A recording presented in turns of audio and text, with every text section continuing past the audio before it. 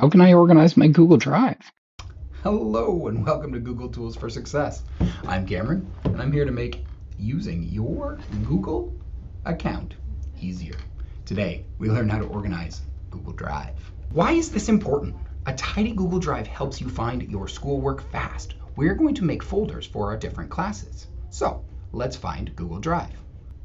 We'll head up to the waffle and find our drive. Now that we're inside of our drive, we can create new folders to keep our work organized.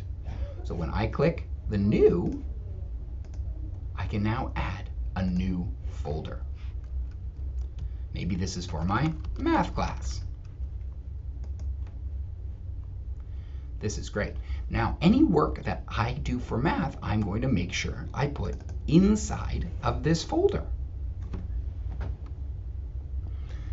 But I have more than one class, so maybe I need a different folder for my English class. New folder, English class. And there we have it. But how do we move a document? Let's move a document into a folder. Let's imagine I have this document. I can drag it into whatever folder I need it to be inside of. Now, when I click on my English class folder, I can see that my document is inside of it.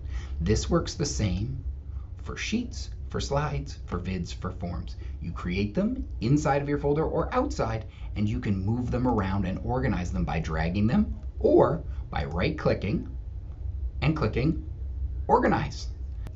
This way, you're able to move your documents to whatever folders you want. An organized drive helps you keep all your work exactly how you want it. Another interesting thing in the Organize folder is you can also add shortcuts to items as well as add them to starred, meaning that they are your favorite items and they will always show up right there in starred. Once you have something starred, you'll be able to see it inside of here, and then you can right-click and unstarred, remove it from starred if you don't want it anymore. Here's the key. We create folders to keep our Google Drive organized and tidy. See you soon.